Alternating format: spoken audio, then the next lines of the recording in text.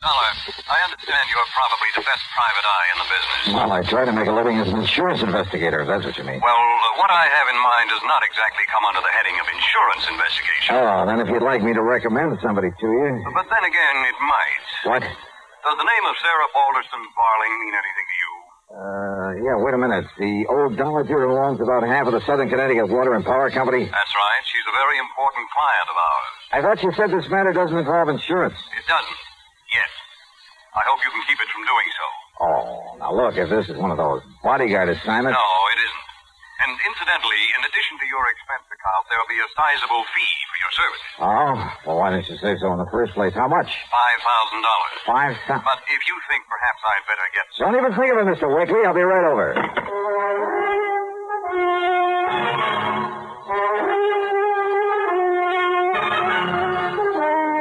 Bob Bailey in the exciting adventures of the man with the action-packed expense account. America's fabulous freelance insurance investigator. Yours truly, Johnny Dollar.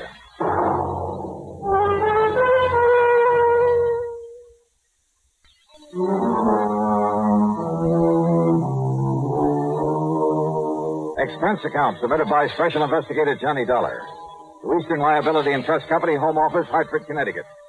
Following is an account of expenses incurred during my investigation of the only one but matter.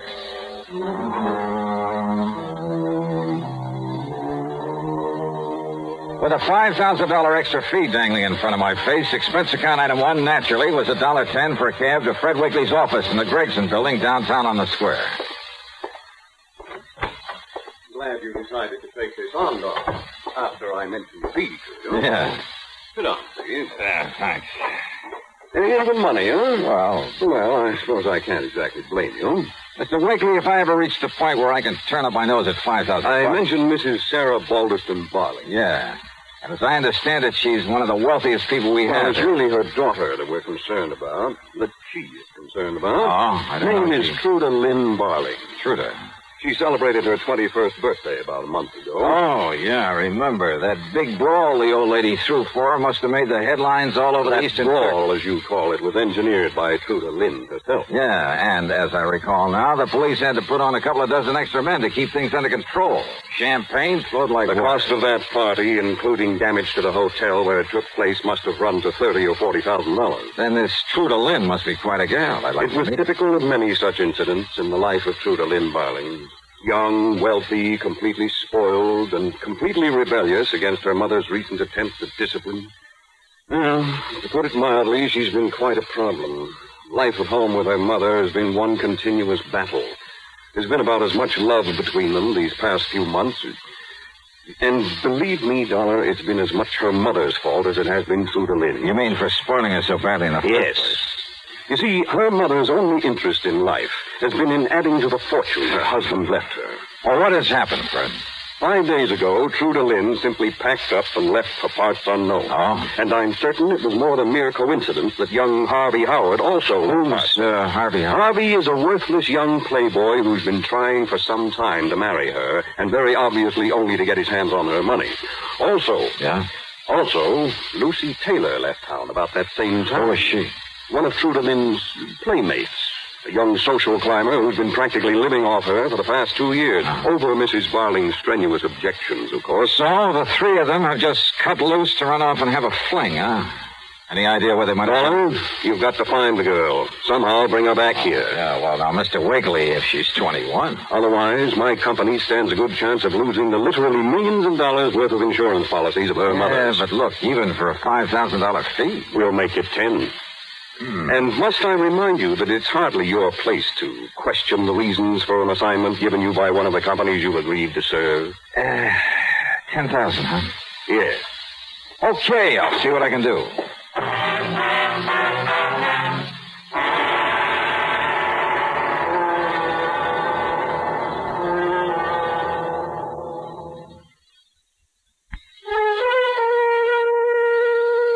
With no trouble at all, I found the taxi driver who'd taken the missing girl down to the railroad station the morning she'd left home. Item 2 in the expense account, a $5 tip to him for the information that she'd been met there by young Lucy Taylor and Harvey Howard. Loaded with luggage, they'd all climbed aboard a train for New York. Item 3, 45 cents for a phone call to my old pal, Lieutenant Randy Singer at the 18th Precinct, New York Police Department. What do you mean, do I know who Truda Lynn Barling is? Well, do you, Randy? Listen, she and a couple of her little buddies flew into town less than a week ago, and they've been raising so much cane around the nightclub circuit. Well, for a while there, we were thinking of putting on a flock of extra men. Well, do you know where she's staying? Yeah, Johnny, an expensive little apartment house over at 727 East 51st Street. Thanks, Randy. When I get down there, I'll buy you a drink.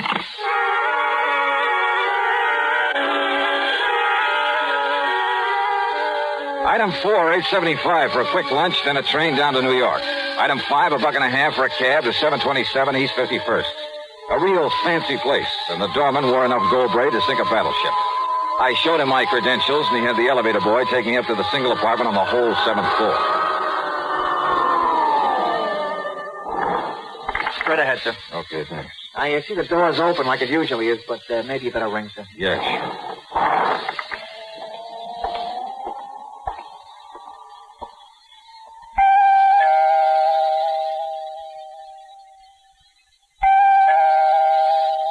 Miss Barling?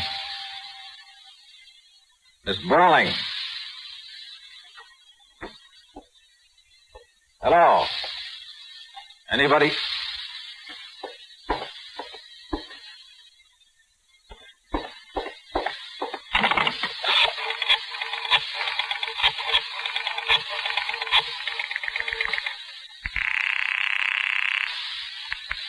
Precinct. Sergeant Warren. Give me Lieutenant Randy Singer in homicide.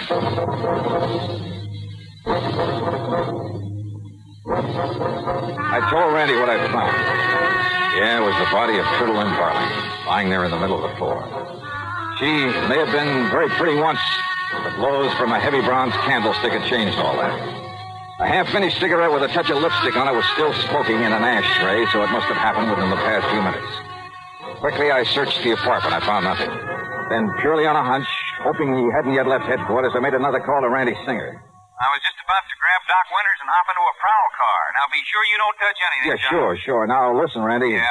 Truda Lynn came down here from Hartford with a couple of playmates. Yeah, Harvey Howard and a washed-out blonde named Lucy Taylor. You know where they're staying? Yeah? Then if I were you, I'd pick them up and bring them along with you. You think one of them did it?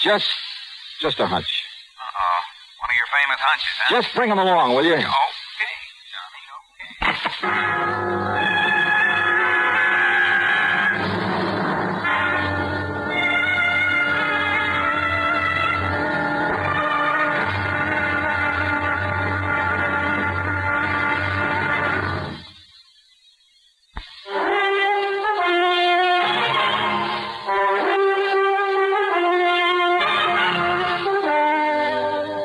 After another careful look around the apartment of the murdered girl, I questioned the elevator operator and doorman. That is, after they calmed down a bit. Well, I still think I better notify the management, Mr. Dollar. And if the cops is coming in... Save it till later. Is there any way to get up to that apartment besides the elevator? Only the service entrance at the back of it. But the only way anybody could get in there is if I let them in the service entrance downstairs here. Ain't that right, Willie? That's right. Did anybody come here to see Miss Barling today? Yes, sir. 2 people. Yes, sir. Who? Well, you see, about 2 hours ago, Miss Barling went over to see a doctor in that building across the street. Ain't that right, Willie? That's right. Dr. Thorson. Been seeing him a couple of times every day. I see. Ain't that right, Willie? That's right. Then she come back here not more than a half hour ago. Said she was going to pack up her stuff and leave. Yeah, Ain't that... Yeah, go on. Well, then her friend Miss Taylor come around to see her. When? Only a little while before you come. Ain't that right, Willie? That's right. Not more than maybe 10 or 15 minutes before you come. How long did she stay? Oh, maybe 5, 6 minutes. Yeah, maybe less. Maybe less. Yeah, it seemed to me I no sooner come down and got settled, and I had to go up there when she rung the buzzer. You said that 2 people were up here to see Miss Barling. Who was the other? It was a man. Yeah, Him it and was. Miss Taylor both been here a lot of times. You know his name? For sure. Nobody ever gets in this building without giving their name unless we know him. Ain't that right, Willie? That's right. Well, who was he? Name is Mr. Harvey Howard. When was this? Right after Miss Taylor left. And they didn't come together?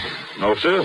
By the time her cab got down the street, his come rolling up. How long did he stay? Well, not any longer than the lady had. Ain't that... That's right. Then listen. I'm going across the street to see this Dr. Thorson. If I'm not back by the time the police get here, tell them where to reach me. Send for me. Yes, sir. Yes, sir.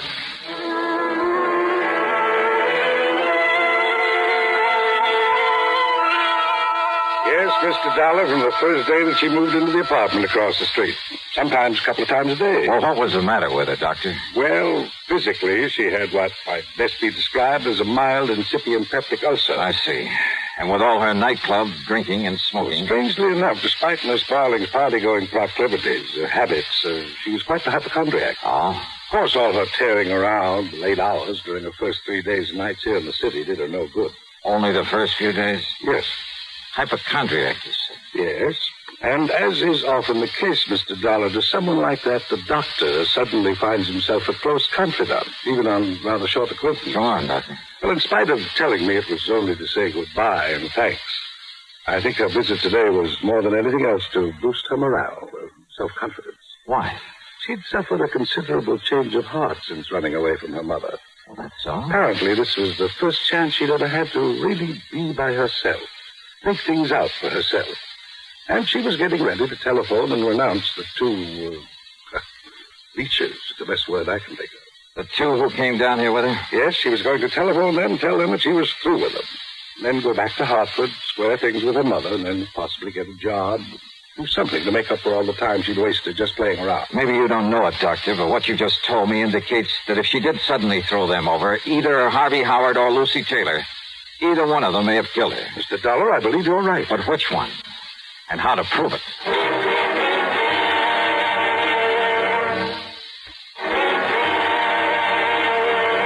Oh, great. I thought you were going to send over for me when the police got here. Well, I was, Mr. Dollar. Ain't that right, Willie? That's right. But this lieutenant said not to bother. That's right, Johnny. Hiya, boy. Did you get hold of the Taylor girl and Harvey Howard? Yeah, they're inside, locked up in a couple of bedrooms. Okay. You two can go on back downstairs now. Yes, sir. Yes, sir. Well, have you found out anything? Well, as for your hunch that this Taylor broad or this fishy-eyed Howard did it, well, it's probably a pretty good one, Johnny, but I'd like to see some proof. Yeah, I thought you were bringing over a medical. Well, the doc and one of the boys from the lab just left. Meat wagon will be along in a little while to take this to the morgue. Did they find anything? Any prints? Well, whoever did it must have worn gloves. Where'd you find these two kids? Well, it's Miss Taylor. Hey, she's quite a dish, Johnny. Oh? Yeah, the kind you'd expect to pick up at the back door of a cheap stripper joint. Why a girl with money like Truda Lynn Barling would ever let somebody like that get their hooks? Where did you find it? In her hotel room at the Lex, packing up and getting ready to leave. To go back to Hartford, she said. And Harvey Howard? In his room there at the Lex, also packing to leave. They're the only ones known to have been up here today. Yeah, I checked it out real good with that dumb doorman and the elevator boy. And I'm sure that nobody could have gotten up here without their knowing about it. Then we've got to show up the one of these two that murdered Truda Lynn. It proves they both did it. When they came up here separately? Oh?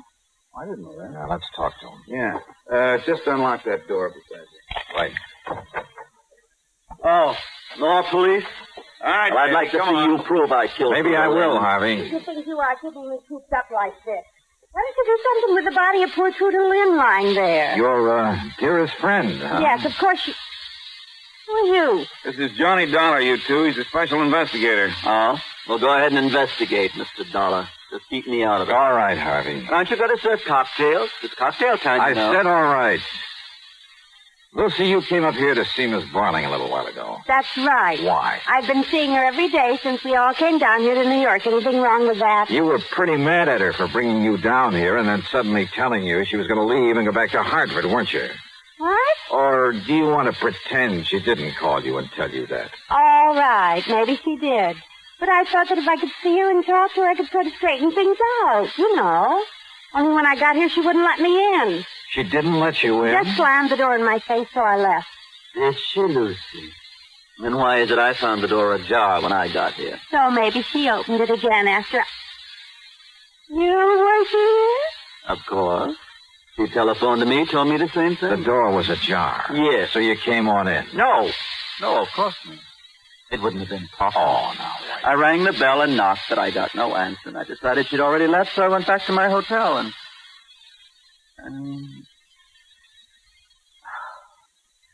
why lie about it? Yeah. Why, Harvey? Well, Harvey. I did come in. I found her body lying here. I knew I'd be suspected of killing her. The only thing I could think of was getting away. That's a lie. You came in here and killed her. No. You found her sitting here in the chair and you sneaked up on her and... You know something? I think she's right. Got a pair of gloves on you, Harvey? Why, yes. I always carry gloves. Even in the summer? Of course. So you put them on to avoid leaving fingerprints. Miss Barling was sitting here in the chair, her back to the door, quietly smoking a cigarette. Yeah, I found the ashes, and the ashtray was still warm. No, please, listen. Wait a minute. Huh, Johnny? Brother, how stupid can I get? Well, what do you mean by that?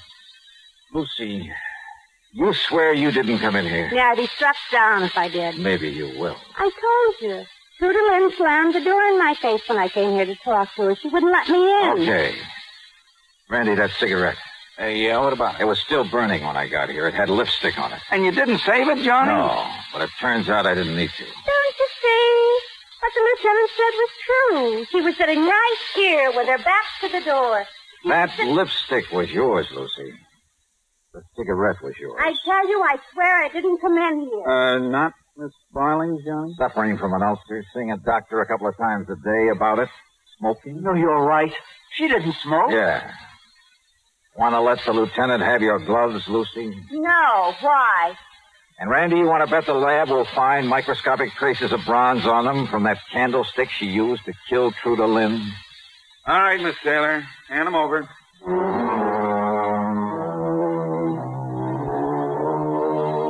Yeah, guilty as sin. But you know something? If that pretty boy Harvey had found her alive when he'd arrived, I'm not so sure he wouldn't have done her in. There are times when I'm glad I'm not rich with a bunch of these leeches hanging around grabbing it by dough. Which reminds me, that nice extra fee you promised me in this case. Expense account total, including transportation back to Hartford, $25.55. Yours truly, $20.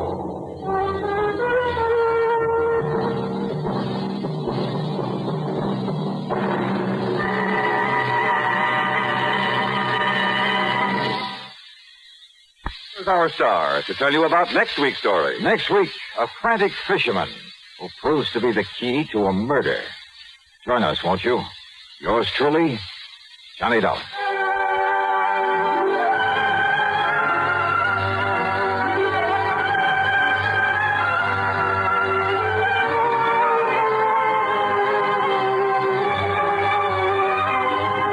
Yours truly, Johnny Dollar, starring Bob Bailey. Originates in Hollywood and is written, produced, and directed by Jack Johnstone. Heard in our cast were Virginia Gregg, Les Tremaine, Herb Vigran, Alan Reed, Frank Gersel, Jack Edwards, and Jack Grimes.